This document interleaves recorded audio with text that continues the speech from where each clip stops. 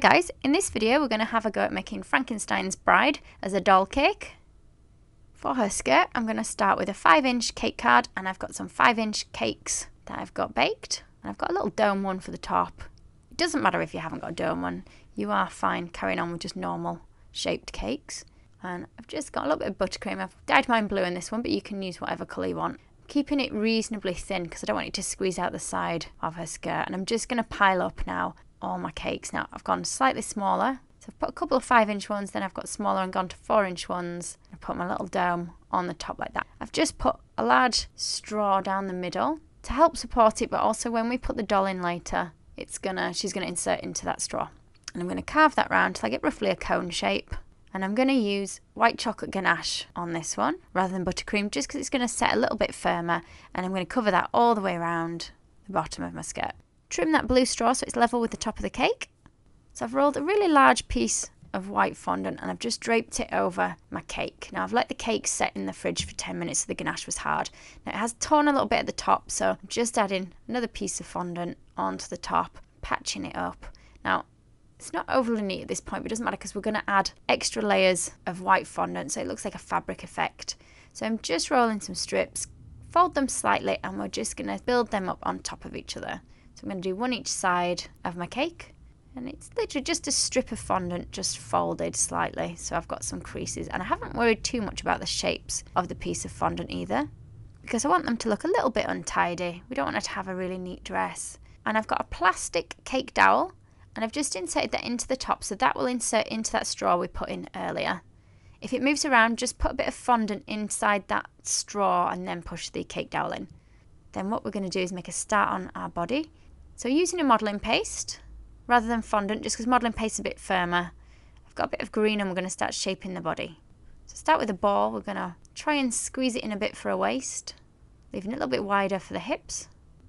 And this top bit that I'm squashing is going to become the chest. I'm going to squeeze a little bit further in there to create a neck. Trim that extra bit off, and I'll put links in the description box below to everything that I've used in the video so you know which modelling paste and food colours I've used. This one's pre-dyed green. I'm going to insert that body shape onto my plastic dowel that I've left sticking out the top of my cake. For the face, start with a ball. Pinched a little point in the corner so it's a bit more teardrop shaped, and then we're going to work in some eye sockets. Now do excuse that I've got food colouring stuck in my fingernails. It doesn't want to wash out. I'm just pinching in a nose, so I'm just pushing either side, or you can stick a little button nose on separate if you prefer. Just using a ball and toe. Now she's going to have big goggly eyes, this one, so just push a hole in each side, just bringing it down to a bit of a point in that inside corner, and we're just going to put a ball of white modelling paste in each eye now. So I've left them so they stick out quite a lot, but you don't have to, you can make them a little bit smaller. We've got a small circle of green that I'm just going to push in each eye, and then an even smaller circle of black. Just going to squish that down with my modelling tool. Just move it around till she looks like she's looking in the same direction. And let's give her an open mouth on this one. So I'm just going to fill that hole now with a bit of black. And let's give her some red lips. So I've just dyed some modelling paste in red. Nice and thin on either end, and we're just going to put that around the mouth. So I wanted her to look a little bit like she's screaming, but I might go back and fix that mouth up. So let's put in some stitching lines around the top of her head, and some little mini slug kind of shapes for her eyebrows. Just going to push these in place a little bit above her eyes. Small bit of white now for each eye. Looks like it's reflecting a bit of light. Even smaller one that we're just going to put diagonally opposite that big piece of white. Now for the eyelashes, roll thin. Piece of black modelling paste, keep it nice and pointy on the inside edge, run it along the top of the eye, and we're just going to trim any extra off. Do the same for the bottom one, keep it a bit smaller on that bottom though, and then let's add a bit more colour to that eye. So I'm just going to pin a darker green around the edge on there, like that. Let's give her some extra little eyelashes, so some tiny little triangles, black, and we'll see if we can stick them so it looks like it's coming out from that first black piece. Do the same on both sides. For here, I've just got a little circle. I've put a little sort of dip in the middle with my balling tool, cut it in half, and we'll try and stick this on, giving it a good push on in place on either side.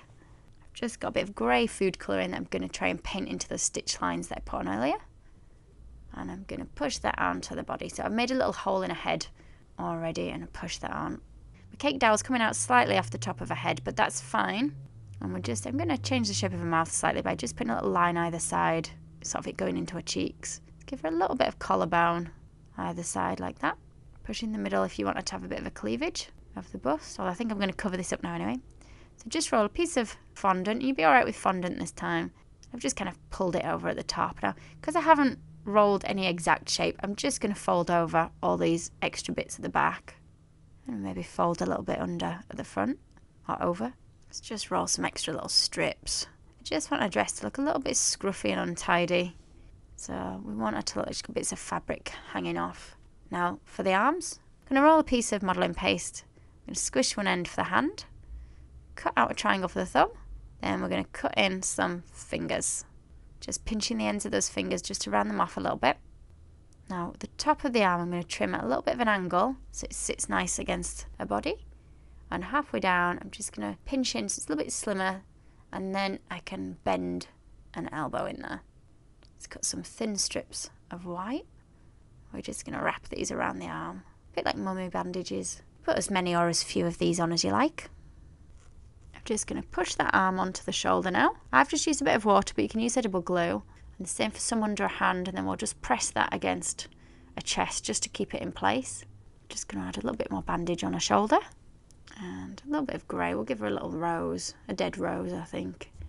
So we'll try and put it either side of her hand. For the stalk, put a little spiral of like a dark grey-red colour. And then we're going to add just extra pieces, so like little oval shapes that you've flattened just around that first spiral. And then you can add little rose petals dropping down a dress so it looks like it's dying. And then I've added a second arm. So the second arm I've made the same as the first, but I haven't bent it.